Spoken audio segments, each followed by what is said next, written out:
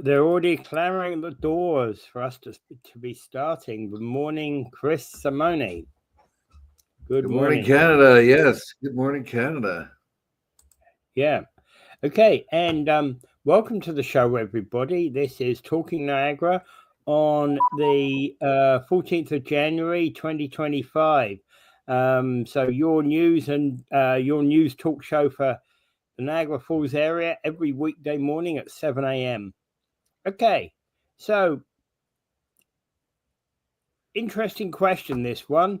Should a land acknowledgement precede the national anthem at a council meeting? Yes. Well, this is recommendations by the Diversity, Equity, and Integrity Commission. Integrity Commission. You know, when I saw this question, first of all, I kind of said to myself, well, does it matter? They both come at the beginning, just get it over with and do it. And I'm not being cynical with that statement. I'm just trying to be kind of, well, let's get it done. It doesn't matter whether it's one way or the other. Then I did a bit of research into it.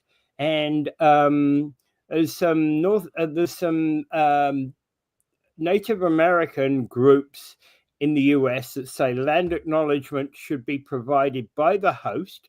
That's the host of the meeting, i.e. the mayor, as part of the meeting introduction or the opening event before the national anthem. No. In this particular article, and I mentioned this yesterday on Paul's show when we reviewed the city council, there is a recommendation by the Diversity, Equity, and Integrity Commission to change the protocol of our particular council to have the land acknowledgement first and then the Canadian national anthem, which means that the land acknowledgement is more important than the Canadian anthem. Our mayor, and I'm sure probably most of the councillors, are dead against that, although some communities in Ontario do that. They put the land acknowledgement first. Yeah. No, I am with the mayor on this one. Canada first. Canada first, way above anything else. Canada is the most important entity.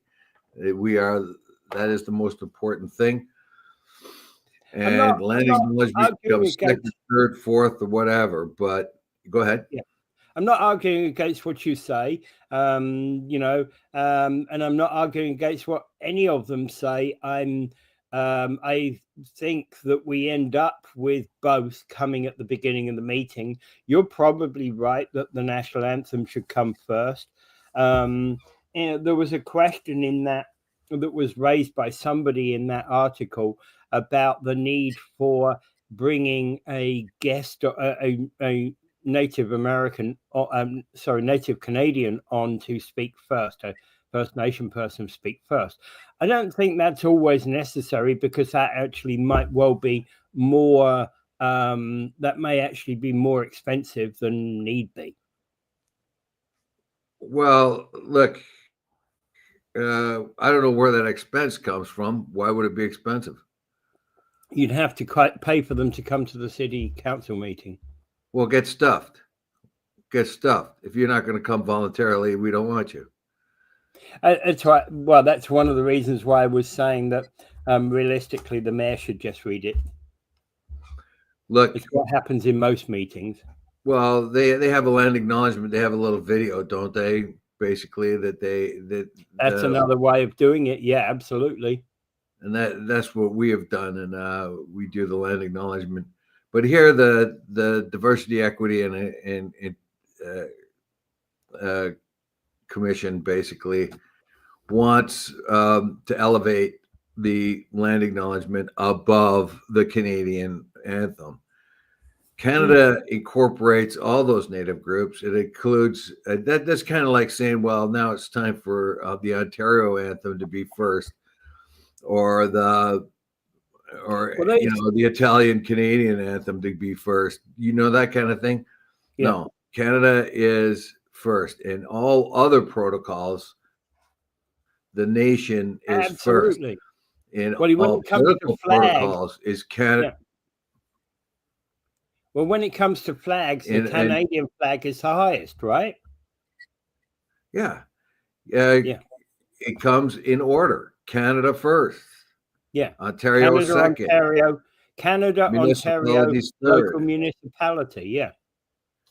Yeah, that is the way it's done. That's the way it's done in law.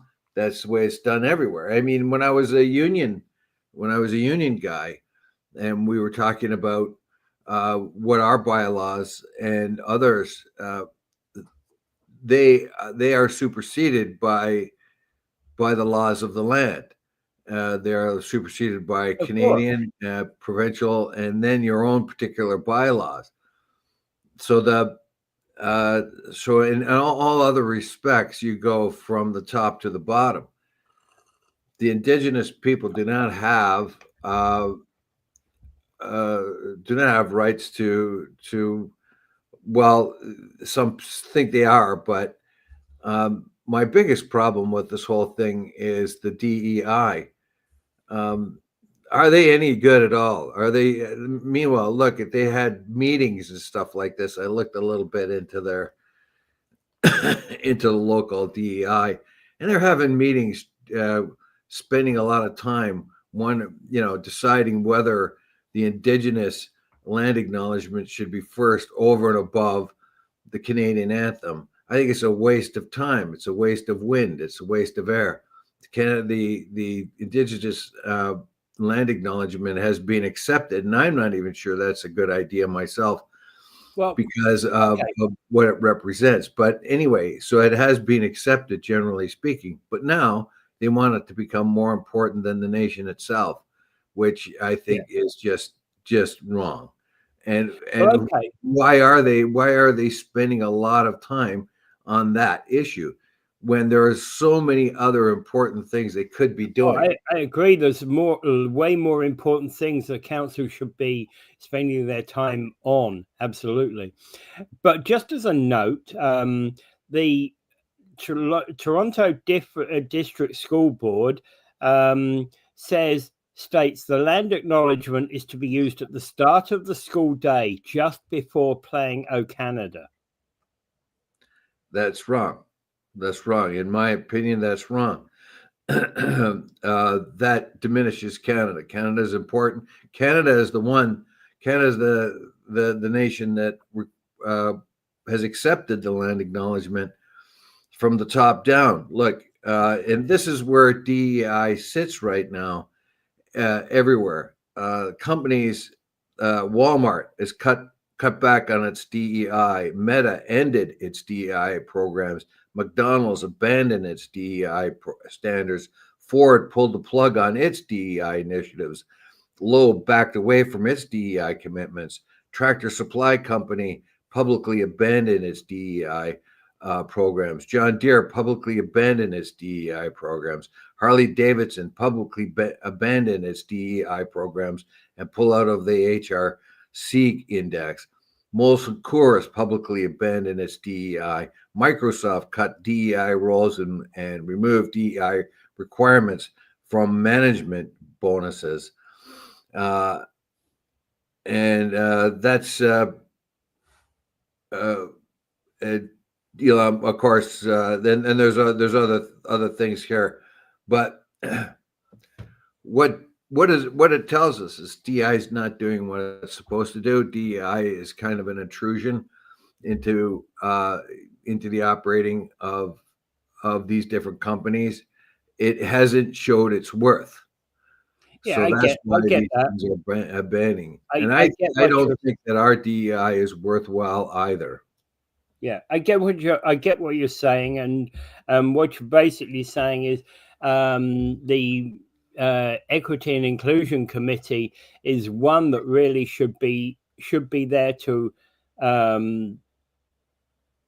ensure that we're taking things in the right direction, not one that dictates to council about what policy is. No, and they've got this committee, right? And really, I don't think they're doing anything, because we've mentioned this before. They have no idea what DEI means to new immigrants coming into the country. We've mentioned the fact that in the city of Seattle, they had to step in to certain companies that were hiring Indians, particularly, who didn't allow people of lower castes to go through their system. Our DEI would be completely hamstrung if they were ever put that, what are the Indians doing? Are they Indians in our community? Are they following the practices of DEI within their own community? They would be completely out of it. They wouldn't be able to do anything. And anyway, it says here, the DEI is to increase vigilance against systematic and individual racism and discrimination. Well, how does making the land acknowledgement anywhere clear that kind of a thing? It does not. It does monitor not. racism and discrimination in the community more broadly, as well as municipal actions taken to address racism and discrimination. I don't think we need them to do that. All I think we need is our city staff to be knowledgeable of human rights, ordinary Canadian human rights, inform and support individuals who experience racism and discrimination, support policing services and their efforts to, I don't think anybody nowadays has racist or ethno exclusionary policies. I think that's true. I think the vast majority, an individual policy may have some gaps in it, but I think overall we have a situation whereby, generally speaking, most organizations, whether it's a company, not an NGO, or a governmental organization, they all have policies that ensure that they are not being racist or not, but again, then in Ontario, we also have the ability to take something to the Ontario Human Rights Board if you've got a problem. It says here, look, this is their last meeting minutes back in August, where they had a fellow by the Yusuf Al-Harazi speaking. The regional DEI advisor presented to the committee and included top 5 discrimination experienced include gender, age, mental health, ethnicity, approval of minutes, staff update locations for installations of the rainbow and orange bench. Yeah, that's really important. The orange bench will be unveiled, September.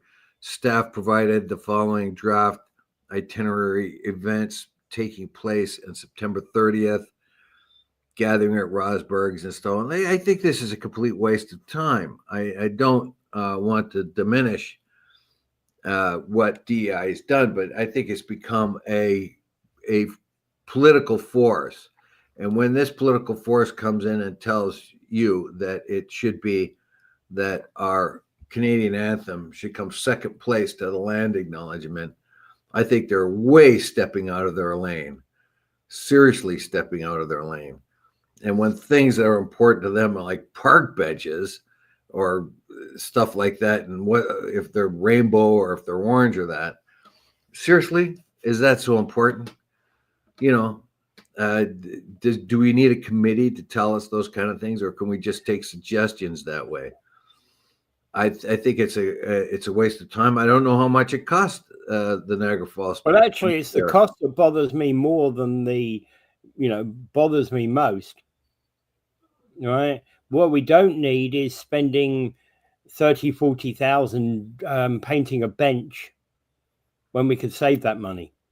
Yeah, I think they're just intruding. And as I said before, like the Diversity Equity Commission is supposed to enhance the economy by helping inclusion. But what it hasn't done that at all, as witnessed by the fact of the whole list of companies I just told you about that are ditching their DEI.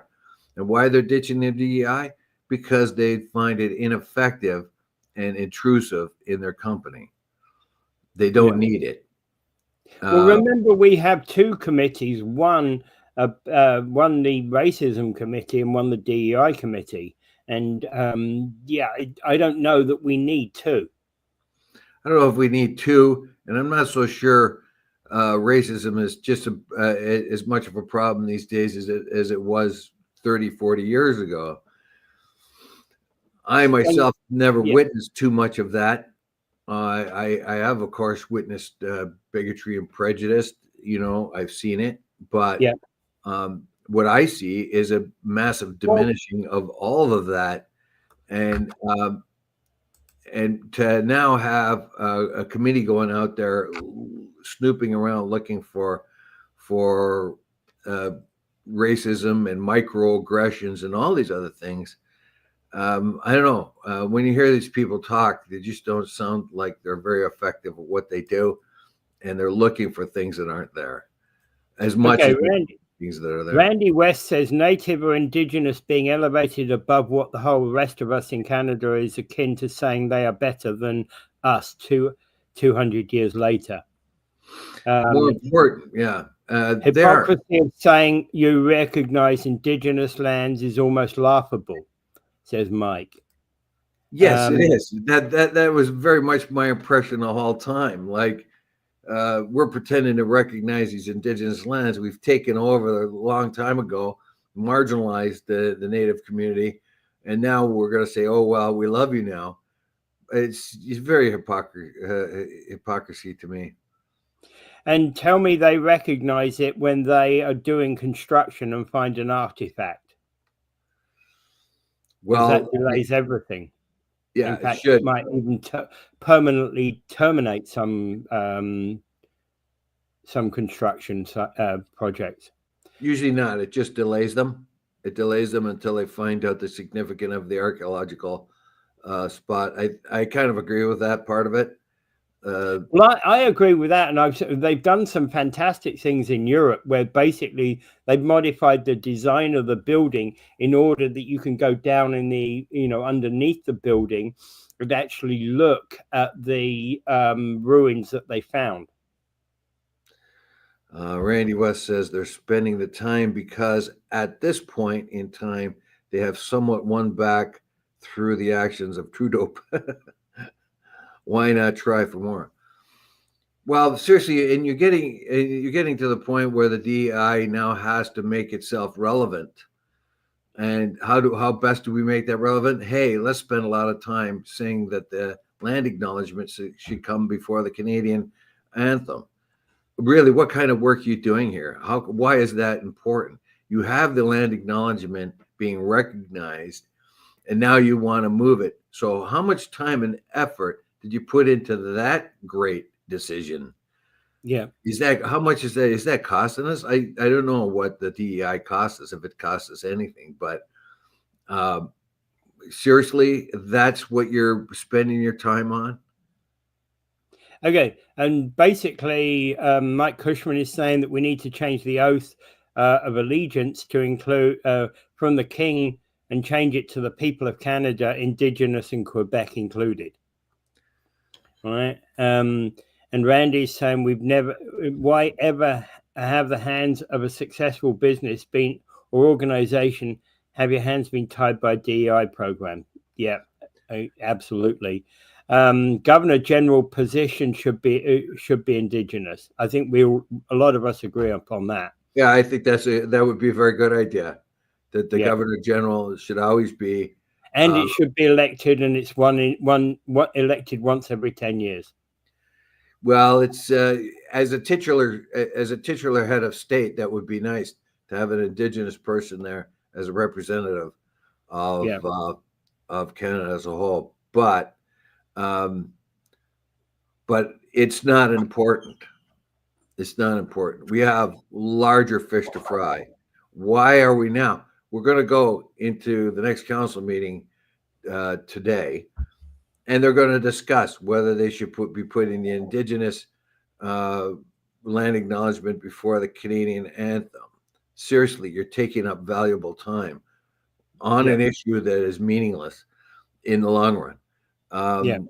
Where you've spent a lot of time saying, "Whoa, what should go first?" I know, we'll put the Indigenous thing first. You're spending a lot of time on useless stuff. And seriously, when the land acknowledgement is already recognized, and now you, because it is, you can't do anything about that. So you got to move it around. Next thing you know, they're gonna say, well, we got to have it 3 times a meeting or something, different land acknowledgements, because they don't know what else to do. They've got nothing to do. That's my opinion. Mike says he would paint the bench for free. Remember, and Betty says she would do so likewise.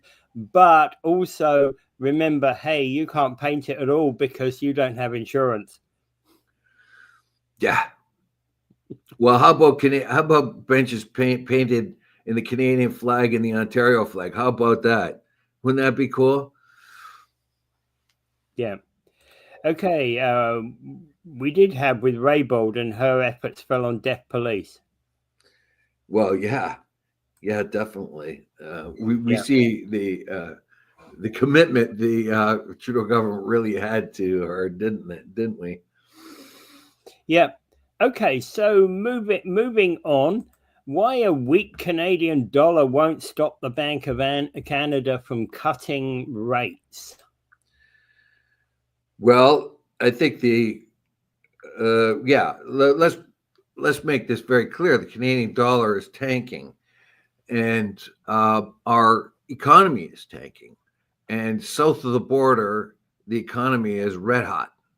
That country may be in debt under south of us, and I know a lot of people won't like this, but the policies of the Biden administration has stoked the economy down there, and it's red hot right now. They have a very, very low unemployment rate. Their productivity is hot. They are making things and they are producing things, and their economy is going along very nicely right now. It hasn't. One of the reasons why Biden couldn't get much credit for it, because of the things that his administration put in, took a while to enact. Right now, Trump is at a situation where the economy is booming, and that's pretty much as a result of what his predecessors have done. But ours is not. Our economy is not doing well. The investments in our economy are doing very, very poorly. Yeah. Oh, yeah. Normally our economy shadows that in the United States. As they get better, we get better. As they get less, we get less. They're doing very well, and we're going the other way. We're going down. And the Canadian dollar is fading to 68.96 cents at the last count yesterday.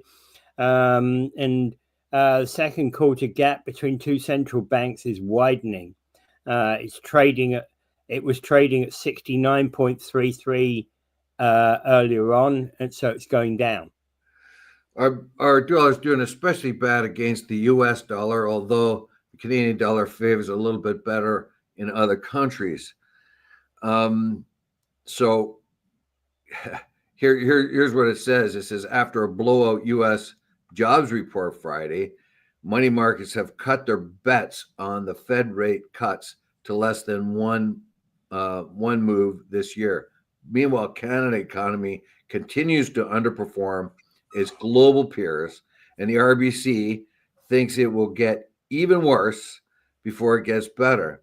It expects the bank to continue cutting rates to stimulate 2% by mid-year, widening the policy gap between the two central banks by another 125 basis points. So there we have it. Our economy is doing especially bad. Can we dump all this on the Trudeau government? I think we dump a lot of it on the Trudeau government. Our economy has suffered terribly in the last 9 years, and when we compare our economy with all the other economies that were affected by COVID or inflation or whatever else. Our country did, according to most reports that I've read, way worse than the other countries. And you can only drop that in one place. Why did we underperform compared to our peers? Why are we just in the G7? The only ones that we're doing a little bit better than is Italy of all the G7 countries. Why is that? Why is our debt to GDP ratio or debt to per capita ratio gone down where all other countries have gone up? Yeah. So you can only park that in one place, and that has to be the federal government. We can understand if Canada was the same as everybody else, going up and down relative to the world economy, you could say, well, there's nothing much we could do. And that's what the federal government wants to tell you. Oh, well, things are bad all over the world. But when you really look at it, particularly our neighbor to the south, like I said before, as we often shadow them, as they go up, we go up. As they go down, we go down. That's not the case anymore, is it? No, yeah. And we've been talking, you and I have been talking for quite some time about about a number of issues within our economy, none the least the investment gap that we have, where Canadian corporations are failing to invest in their own economy. Here you have a brilliant opportunity for investment too, particularly from the United States, where the American dollar is worth so much more than the Canadian dollar. Can you imagine the investment power of the American dollar up here? And yet, where are they? Because they don't have any faith in the Canadian economy. No, absolutely. Absolutely. If they don't have any faith in the Canadian economy, where can you drop that responsibility? And Randy makes a point. The key word in the value of the dollar is trading. Investors are making money trading the value of our dollar, right? Yeah, there will always be currency traders. Oh, as always, yeah. In fact, they will take advantage of anything they can. Yeah. Basically, Betty's saying she feels something's coming. Something right. AI is he saying? How does she figure AI it will be in the mix here? I'm not so sure that AI has anything to do with it. Right? I thought it said AI in her comment. Yeah, she said basically, Mike, I feel something's coming. AI is what? I don't know. Yeah. Okay. Well, AI, of course, is going to change the landscape and everything. That's what we're told by experts, that it's kind of another step forward. It's kind of like the telegraph all of a sudden coming in a way, it is a challenge. AI is a challenge, and we should probably talk about that at some point. AI is a challenge, and certainly there's a lot to say that people who invest in AI will be at the forefront of their industry. But AI is not, AI is not always as powerful as people make it out to be. It's still in the birth stage right now. Yeah, well, it's going to change the landscape of everything, and up until now I've ignored it, but I should be paying more attention to it. Oh, I haven't been ignoring it, because the thing is, it used to be it's closely allied to what the type of work I used to do in the IT industry. So I can't ignore it. It has very close, very close to what I did with data in the IT industry. Well, in any case, Betty thinks it's going to be a microwave meltdown.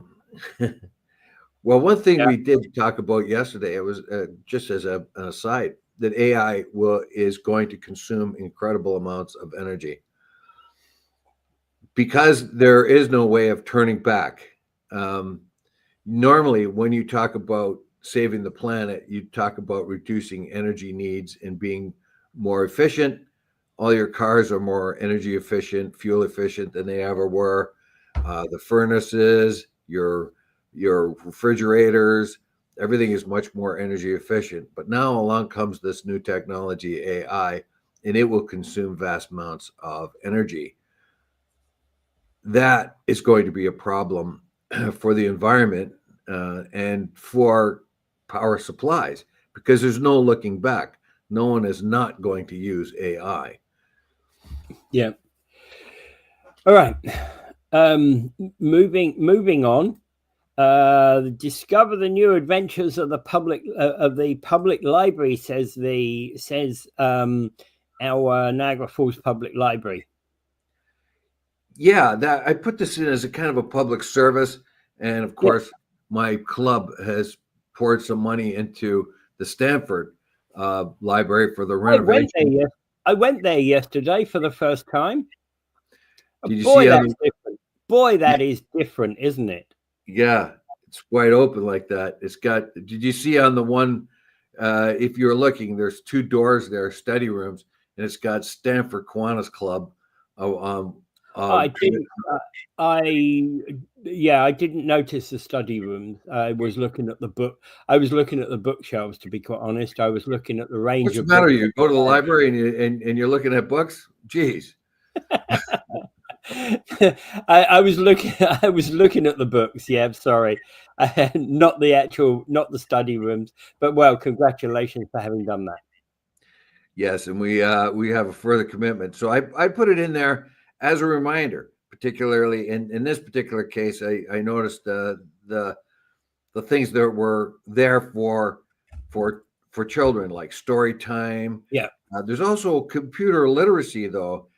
You can, if you're just trying to start out with computers, and some of my friends could actually use it to go into the library, and they have beginner computer courses for you. I tried to get my mother involved in one of those many years ago, and she did come out, but frowned the whole time and never came out to the one. Yeah, I had about 10 minutes to fill before my optician opened, and they were basically, it was a lot better in the library than freezing outside. There's afternoon puzzle making. Yeah, there's all kinds of things. Computer for beginners, email help class. In this session, you'll practice basic email functions, including send and read, reply, forward, delete, plus review how junk mail works and learn to attach files. This is very, very valuable for a lot of people who haven't really had an opportunity to learn computers. Yep. Niagara Comic Art Collective to provide a space for artists to work, study. So please bring your sketchbook. Don't forget, there's an article in the review there, and it's I think it's very valuable. Now, these are some of the programs for little kids: Baby Time, 1S, 2S, 3S, Shake, Shimmy, and Dance. I want to take that course. I don't know that we need you shimmying everywhere. Well, I think it's a good way of getting exercise. Like, I don't really like going to the gym so much, but if I can go to the library and do shake, shimmy, and dance with the other people with my own same. So what book are you putting in your left hand, sir? What's that? You can't. If you're going to go to the library and do shake, shimmy, and dance, surely you're going to have a book in your left hand that you're going to be reading from. Yeah. Well, maybe. Well, I have to. I'm really attracted there because I want to be in the company of people with my same maturity level. So.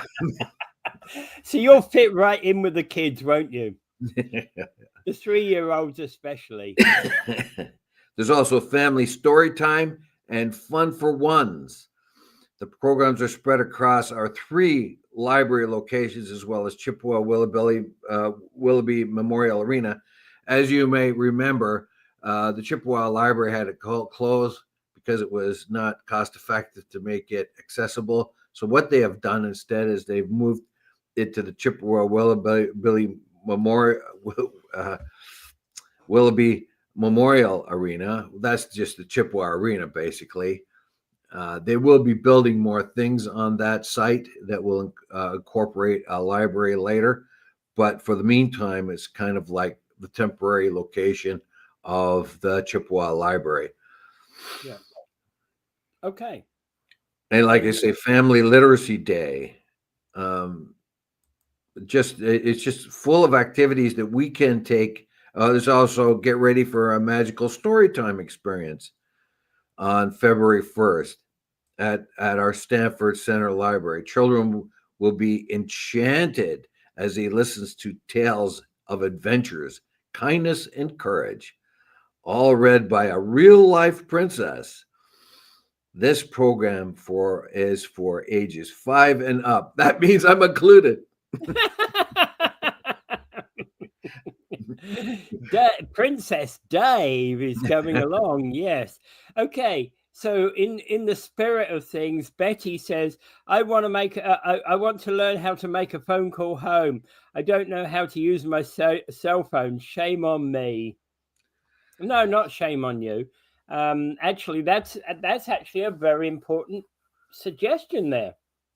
That's exactly the type of thing that should be in these types of classes, because how many people, we utilize few functions. If you've got a computer sat here, you probably use 10% of it. If you've got a cell phone, you're probably using 10% of the functionality. And let's be honest, there's some things you'll probably never use because you're not that interested in what they can do for you. All right. Well, look, Betty, this is what I suggest. Phone the library. Phrase it like this. Hi, I wonder if there's a program there that can help a person learn how to use their phone. Asking for a friend. Asking for a friend. Yeah. And Betty says, thank you. We got your best interests at heart, Betty, always. Always. You know what? One of the kiosks, wherever you bought the phone, they'll probably give you a good little lesson on how to use it. Yeah, they might. But also sometimes if there's a new paying customer, it's like, well, get on your way. I want for you to get handled a new paying customer. You're going to show me how. Okay, well, there's diplomatic ways to get around that. You could say, if you don't show me how to use this phone, I'll give you a flying drop kick. That's a persuasion. Typical Dave. Or would you put them in a chokehold? Eye gouge. Double or reverse eye gouge.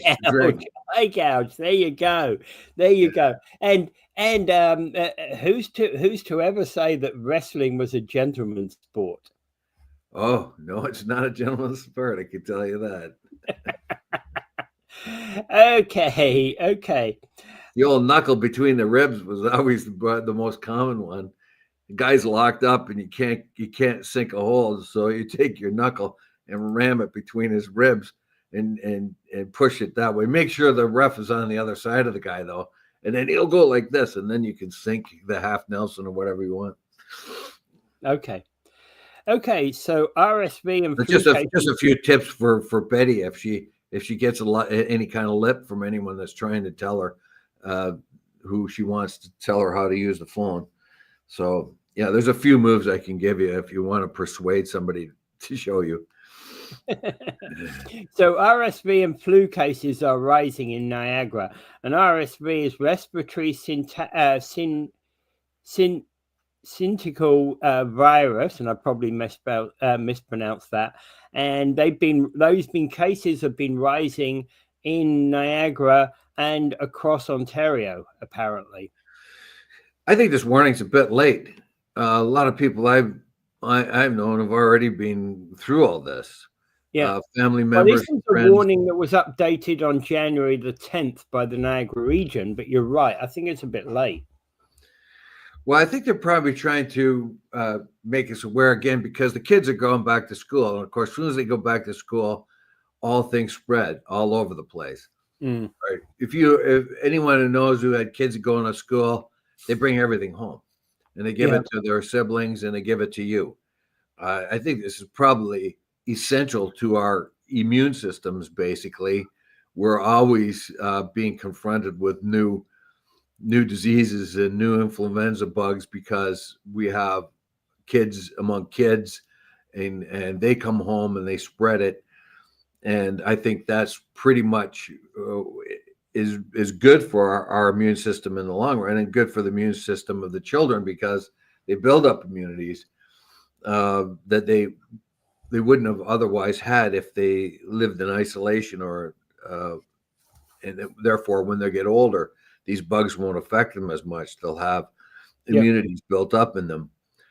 So, but patients at McMaster likely include the sickest children from Niagara. Now, when your kid gets sick, it's frightening. I remember I had to take my oldest, and he was just like 3 or something like that at the time. Had to take him to the hospital, and he had to stay a couple of nights because there was a influenza going through the town that dehydrated a lot of children, and they couldn't keep anything down. They couldn't drink a glass of water without them vomiting, or even a spoonful of water.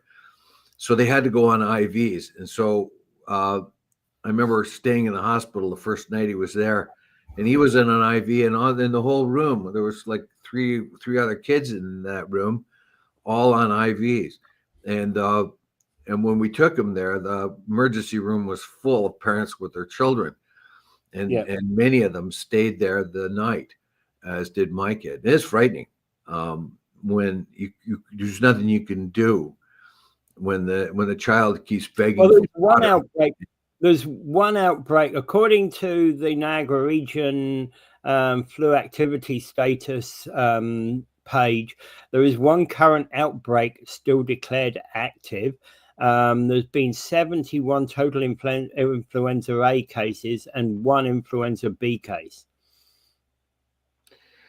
Yeah. So anyway, these can get out of hand. Like I said before, influenza can dehydrate a child. And that is very dangerous to a child. It's bad enough for an adult. It's very dangerous for a child to be dehydrated. And so, and flus and things like that tend to do that. So just keep an eye open. And well, there's nothing much you could do. It's just you have to be aware of these things. But for adults or others, they can get a vaccination, which will slow down or minimize the effect of these flu things.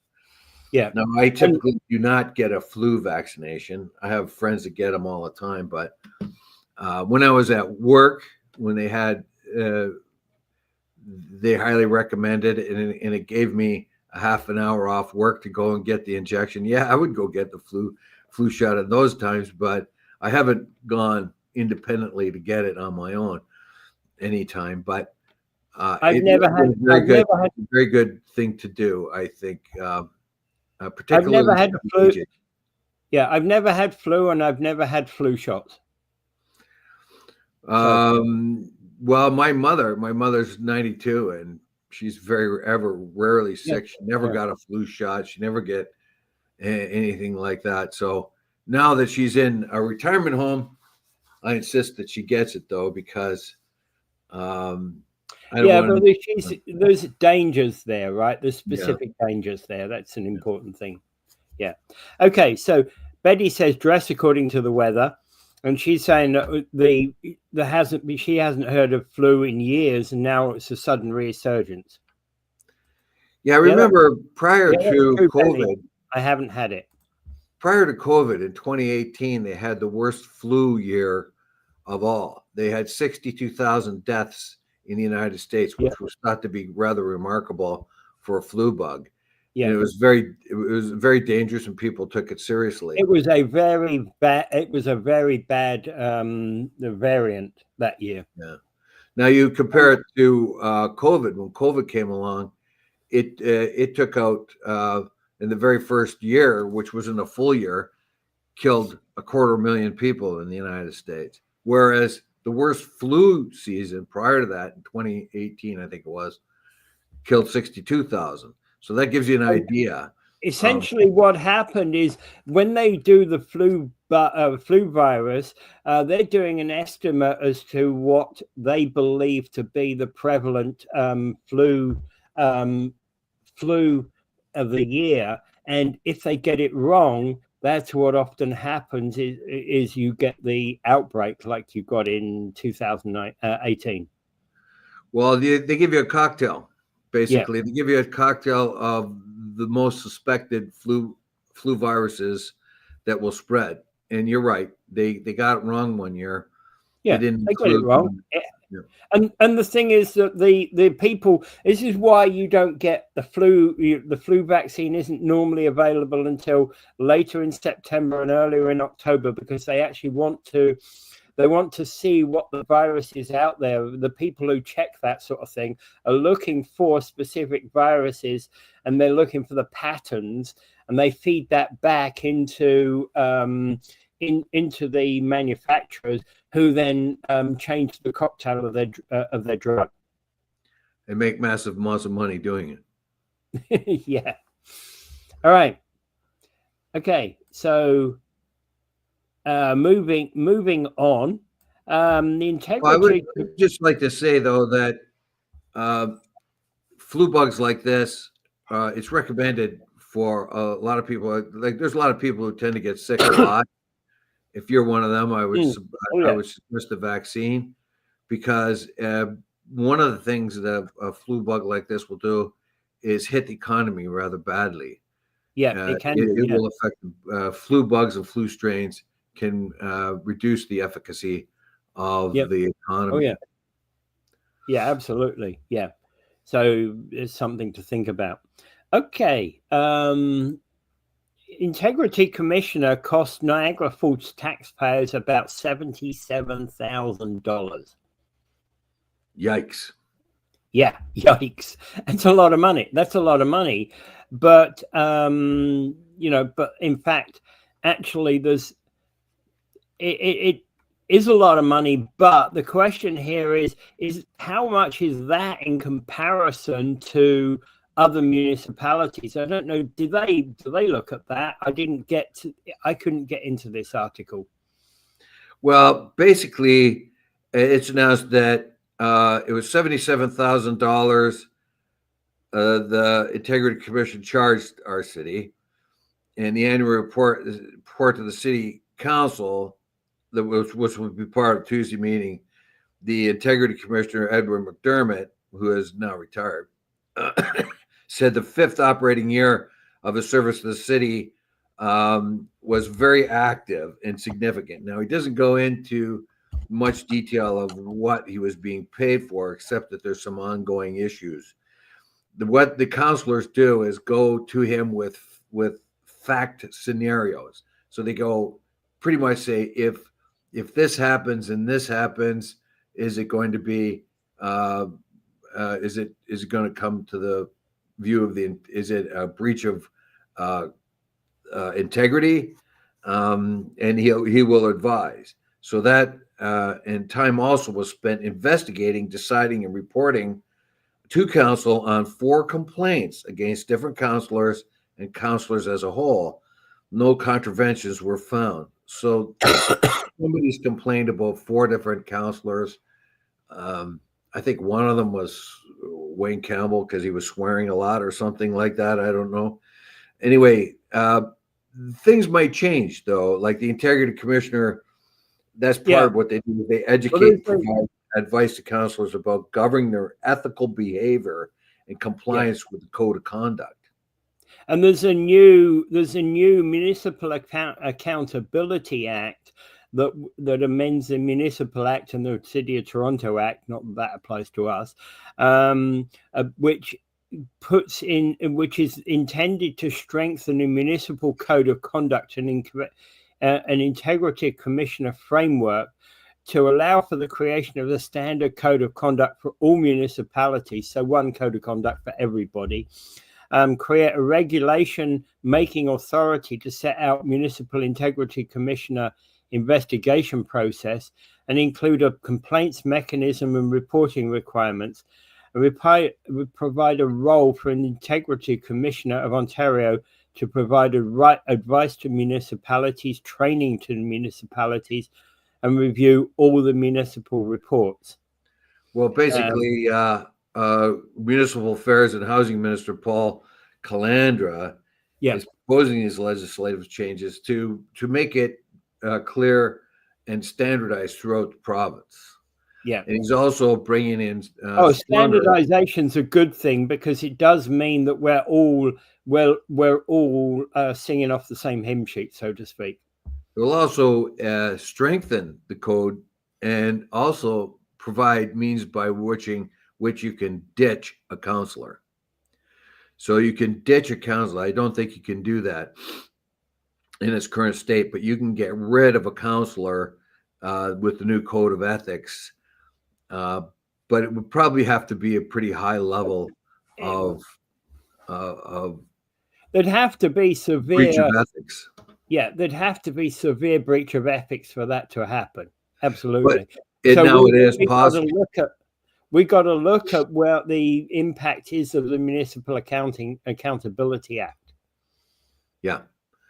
So we're I don't know, that it's cost us a lot of money, but the Integrity Commissioner, although I'll look at the figures here, it's cost us a lot of money in the last few years. Well, $77,000, which was this past year. Well, this HST bill is less than that of the two previous 3 years, when $97,000 and $79,000 were spent.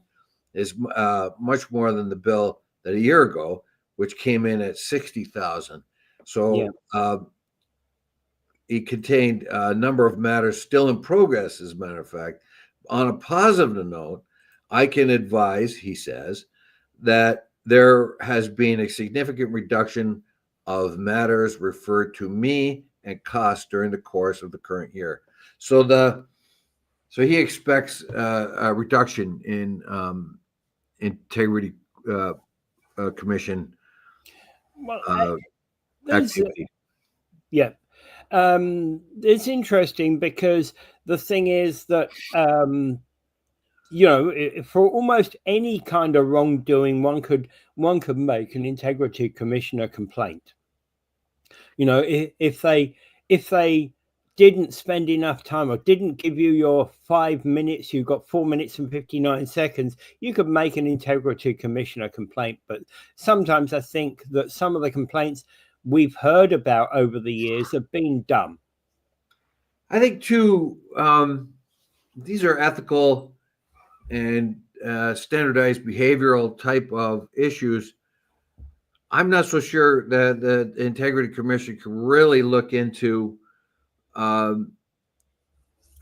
ethics that are well guarded. Like, if you are very, like, any politician anywhere could probably breach the ethics because they wouldn't be found. Look at that stuff that happened to the region, and they had to get rid of. They found ethical problems there, and it went to court. And it cost the region a lot of money. Yeah, and yet there were abuses taking place, but it was very, very hard for them to follow up on those. It cost them a lot of money and effort and time, which was, I think, in the long run, deemed not in the interest of the public to pursue something so expensive and protracted. Mm-hmm.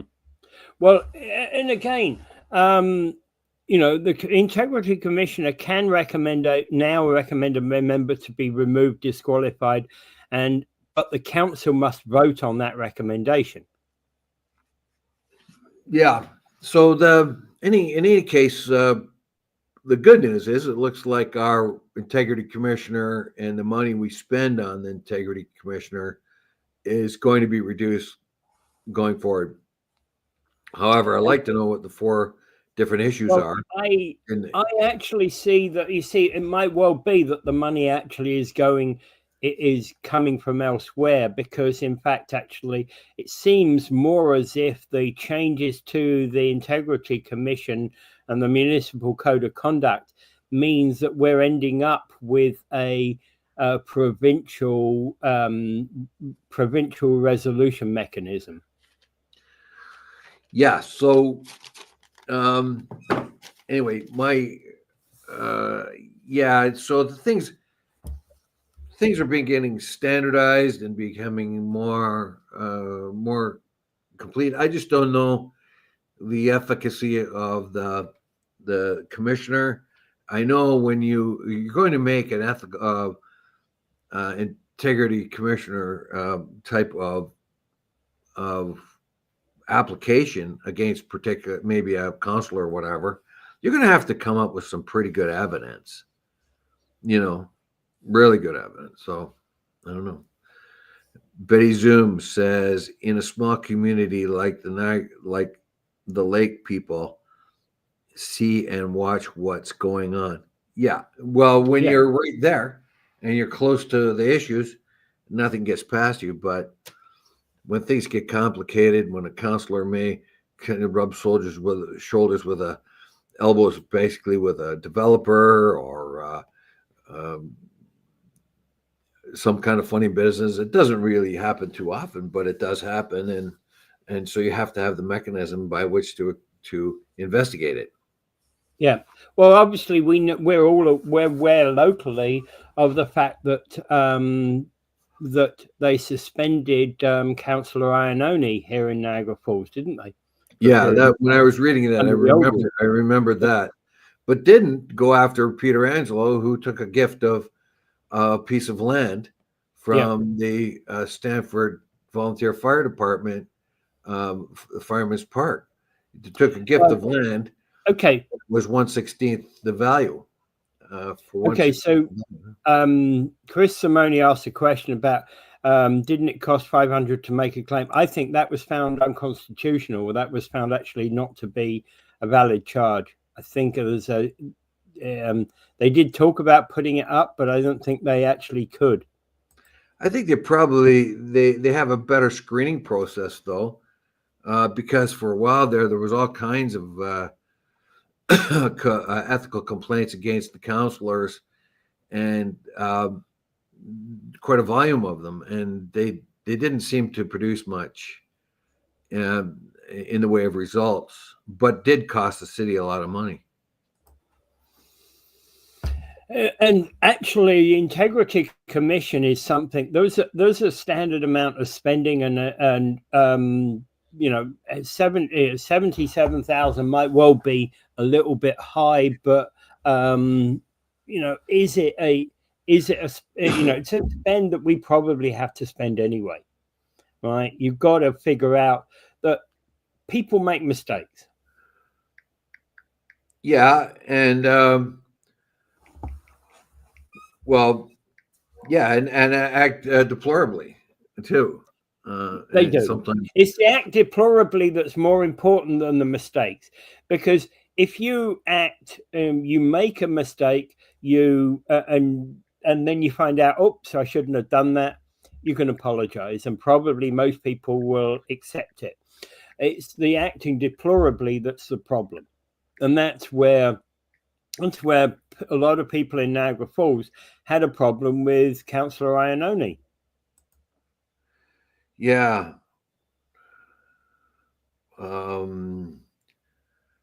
Councilors opt not to have integrity commission. I'm trying to find whatever they say there's 4 ongoing things in the investigations going on. So I'd like to know what they are, but in any case, today we're going to have the council meeting. There's going to be no in-camera meetings in this one. They had an in-camera meeting yesterday. It was kind of an education thing. So they decided to have it yesterday instead of today, which I welcome and I celebrate, because education those in-camera things make things go on long. Yeah, those education things are a good thing, and I hope that helps our councillors. And not having an in-camera session, I also appreciate that. Yes, and well, that's why I watch it on YouTube later. That way I can skip that part. I can move past that. Yeah, no, absolutely. You can skip that. What I actually am curious about is that why do they actually produce the tape on YouTube that includes that sometimes 2 hours of "we are in camera"? Sorry. Well, I guess I don't know. Maybe they just kind of they start the whole process and then just stall it and don't. And maybe it's supposed to be a continuous process. I don't know. Yeah. So I don't know why it is. Well, no, they had the Integrity Commission, or pardon me, they had the in-camera meeting yesterday. So I imagine if you look for the YouTube meeting for yesterday, it would be just one blank. No, yeah, and I get that, because they actually have to break for. What I'm saying is that there's two things. There's the one live YouTube thing, right? But then you actually can redo that with the actual meeting from the actual start of the meeting, rather than going off to in camera. Anyway, small thing, not that bothered by it. All right. Yeah. So, okay. And I think we're going to leave it there. Okay. We have one more news article, but still. Yeah. Well, we can leave it there for now, but we're getting near the end of our time there. Yeah. But anyway, without further ado, I bid you adieu. Pray for peace. We might get it this week. Looks